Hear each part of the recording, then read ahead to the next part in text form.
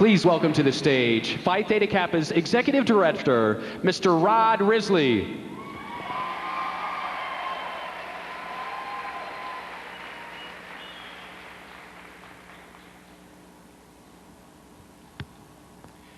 The purpose of any Phi Theta Kappa convention, actually the purpose of Phi Theta Kappa, is to provide a forum for the lively exchange of ideas and ideals.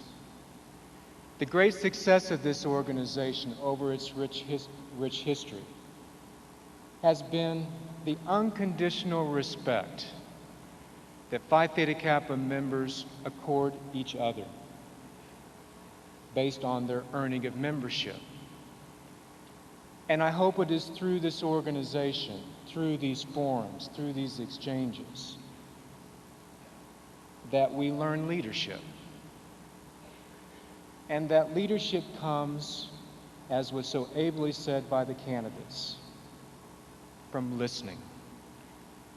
When I posed the question to the candidates, what's the most important trait of any leader? As you heard, they said, first and foremost, listen. And listen not with the intent to contradict, but listen with the intent to understand, to weigh and consider another person's opinion. The richness of this organization comes in its diversity, our diversity of opinion. We're always so willing to hug unconditionally. We should always be willing to listen unconditionally with the purpose of understanding.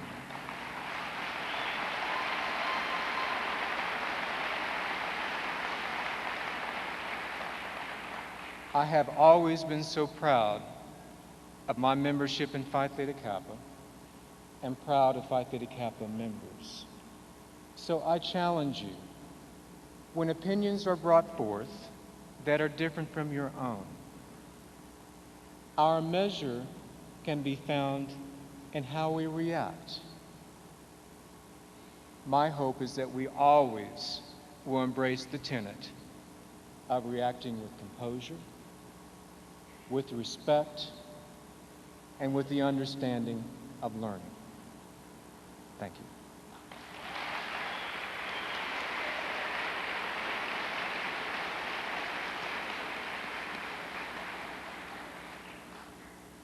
Our speaker this afternoon has worked tirelessly this year, promoting Phi Theta Kappa from coast to coast. She has demonstrated dynamic leadership ability and an exceptional ability to motivate and inspire Phi Theta Kappa members and advisors across the United States. She has served the community college arena by spearheading Phi Theta Kappa's centennial celebration in partnership with the American Association of Community Colleges. And she has represented all of us as the student representative on Phi Theta Kappa's board of directors this past year.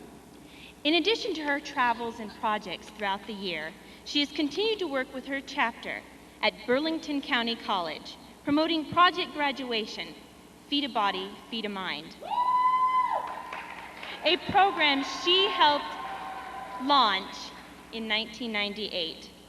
The program, which is gaining momentum nationally, encourages graduating students to donate a canned good or a book at their graduation ceremonies.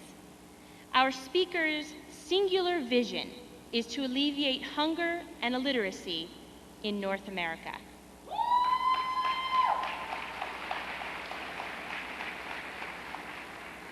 It has been our honor to serve on the same international officer team as this young woman, and our privilege to call her our very dear friend. Fellow Phi Theta Kappans, here to deliver the convention's keynote address is Phi Theta Kappa's first president elected in the new millennium.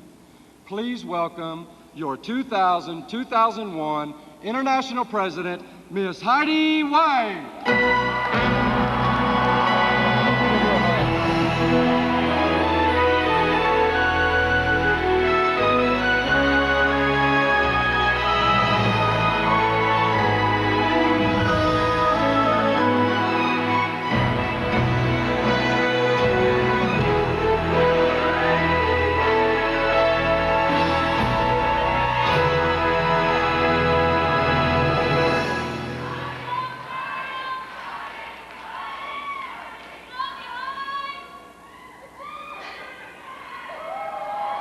I love you too.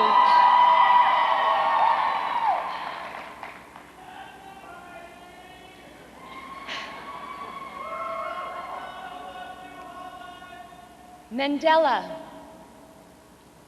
Einstein, Mozart, Kennedy, Tubman, Shakespeare, Winfrey, Gandhi.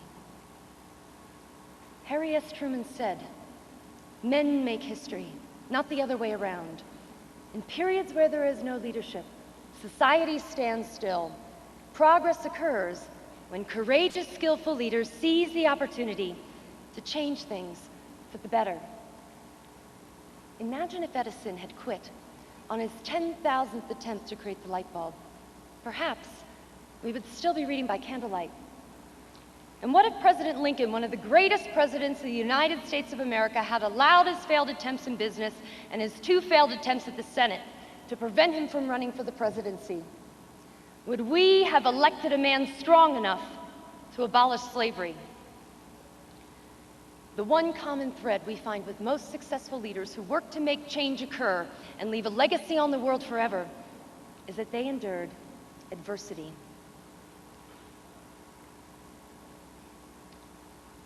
Take a gentleman by the name of Milton. He was born into a poor family in Lancaster, Pennsylvania, which is about 30 minutes from where I grew up as a child.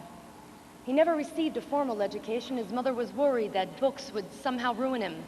And at first, it appeared he had no talent for business. He went to work for a newspaper, but was fired. He attempted to start small businesses in Philadelphia, New York, New Orleans, and Chicago. He failed everywhere he went. He went back home to Lancaster, Pennsylvania, broke and shunned by his family as an irresponsible drifter. But because of his willingness to learn from his mistakes and his perseverance, he managed to find success in creating caramels made from milk. Then, in 1893, at the World's Columbian Exposition in Chicago, he obtained a taste for chocolate. Milton sold his caramel company and began building a new factory in central Pennsylvania, where the Hershey bar was born and now carries his name throughout the world.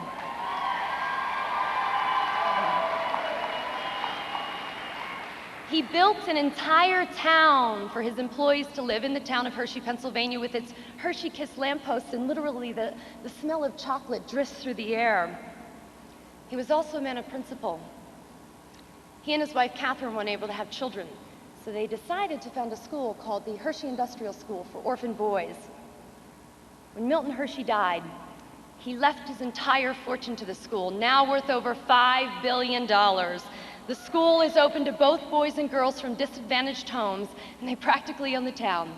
They own the Hershey Hotel, Hershey Park, and are the largest stockholder of Hershey Foods.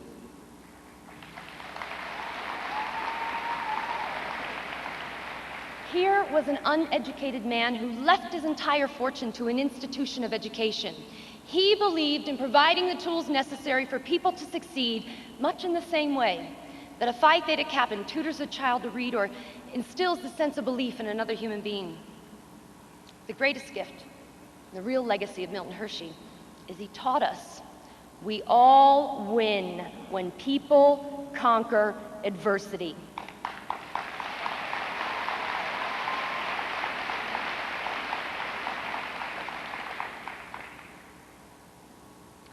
Another individual who, like Milton Hershey, left their mark on the world of academia was Osceola McCarty. Up until 1995, Osceola McCarty was merely an obscure 87-year-old woman from Hattiesburg, Mississippi. However,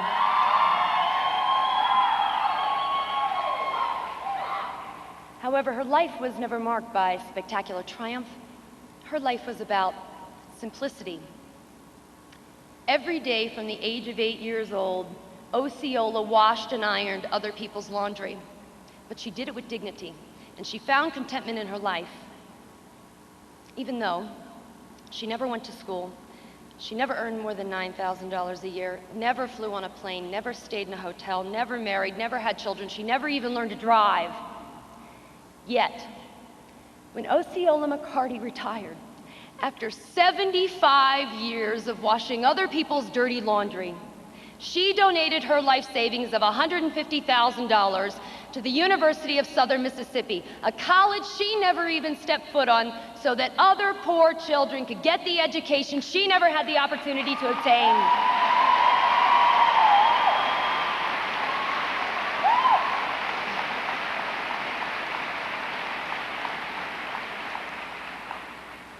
Osceola's life changed after her donation. She was awarded the Presidential Citizens Medal, and in 1996, Osceola McCarty put on her cap and gown and received an honorary doctorate from Harvard University for her philanthropic contribution to society.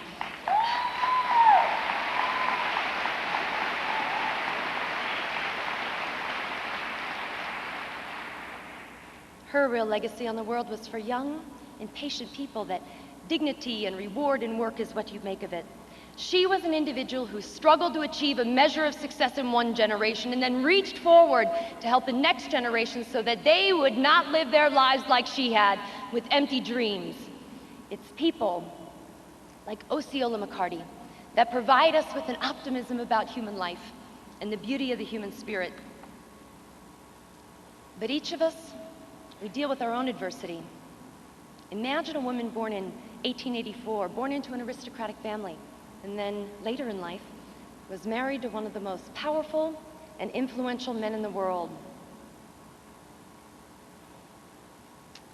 Some people might say, what real adversity did she have to conquer?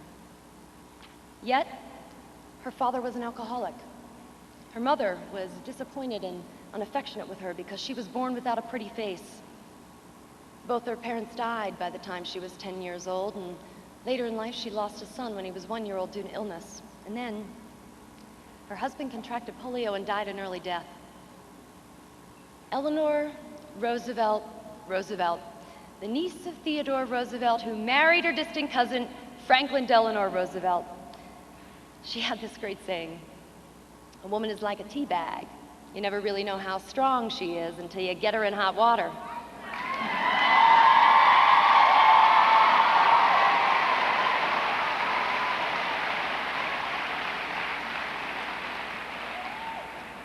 She was clever. She held over 300 press conferences and restricted them to women journalists, knowing that news agencies across the nation would have to hire their first woman journalist in order to cover the First Lady.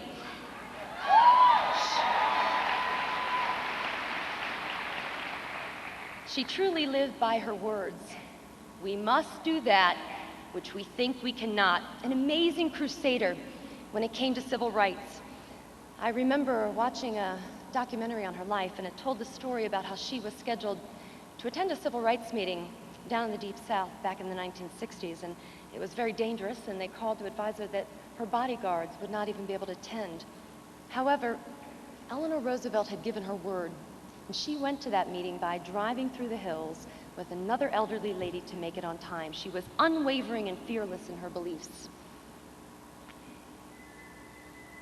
It has to be difficult to stand up for the things that you believe in, particularly when it defies what the rest of society perceives as their own reality. There were so many individuals who stood up and fought for their beliefs when it came to civil rights. Eleanor Roosevelt, Martin Luther King, Rosa Parks, people like Billie Jean King, who fought for Title IX so women could play sports. Amazing individuals who worked to make change happen. These were the kind of individuals Harry Truman was referring to when he said, courageous, skillful leaders who seize the opportunity to change things for the better. Change is an incredible phenomenon. Think about the individual change that's occurred in your own lives. I know even for myself, it's difficult to comprehend the change that's occurred in my life since returning to community college and becoming a part of this organization, becoming a part of Phi Theta Kappa. The legacy that all of you have left on me will be indelibly etched on my heart and on my mind forever. As a matter of fact, 4 years ago, when I made the decision to return to community college, I made it from a hospital room. I had lost my will to go on in life. I had lost my purpose. And suffering from depression can be a tough place to be. But now, as I stand before you on what may be one of the proudest moments of my life, I know that adversity prepares us for greater things. It's true. What does not kill us will only make us stronger.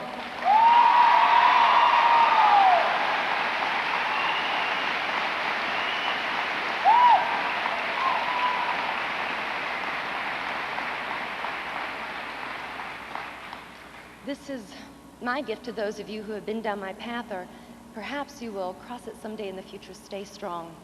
I also believe that people in leadership roles need to take a stand and work to eradicate the negativity that's associated with mental illness and depression in our society. It is time to stop sweeping it under the carpet. It's time to change.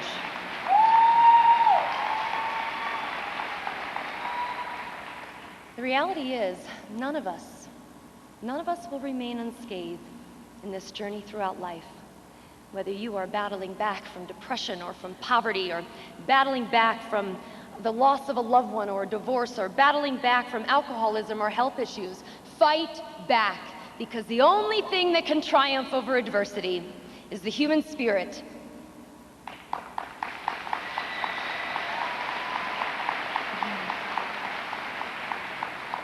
It has been a tremendous honor to serve as your international president. And if I had a choice in the legacy that I would leave with all of you, it would be one of hope.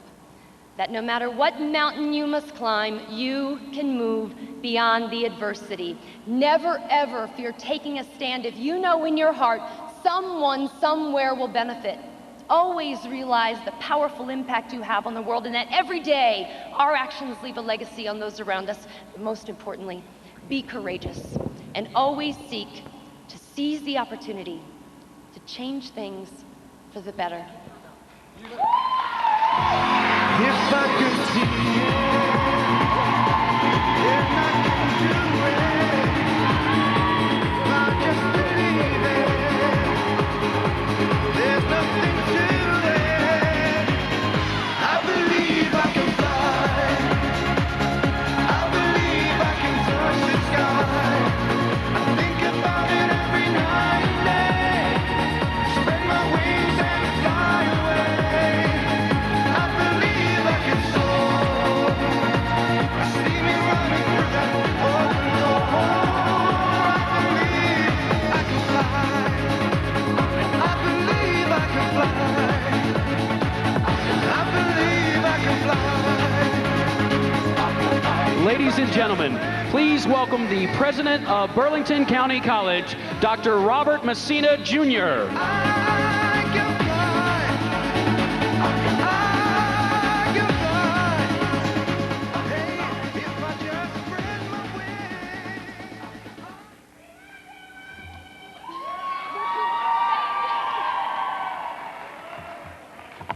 That's quite a speech, Heidi, and you did Burlington County College very, very proud. We're very, very, very proud of you. And if people want to evaluate community colleges, and Burlington County College was evaluated by that speech, we are the best. I'm going to ask Dr. Gavin to come up. Carol? Heidi, no one gets to where you are without a lot of help, and probably the person that does that the best is Dr. Carol Gavin. And I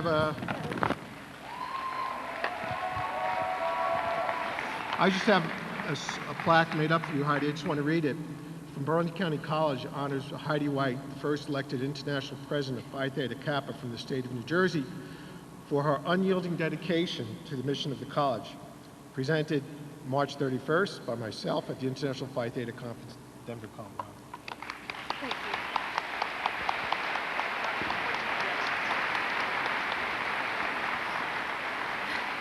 And Carol, Dr. Gavin, for outstanding dedication to the students of Burlington County College while serving as faculty advisor to the Kyoto chapter of Phi Theta Kappa.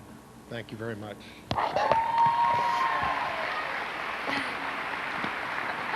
running out of arms. We were going to get Heidi flowers, but we figured everybody else would do that. So in this package, and she'll probably unwrap it later, is a briefcase so she can bring to the University of Pennsylvania when she transfers. I think she'll be very lucky they're getting you. And also, probably, we hope to see this in 10 years when you go into the White House. Thank you very much.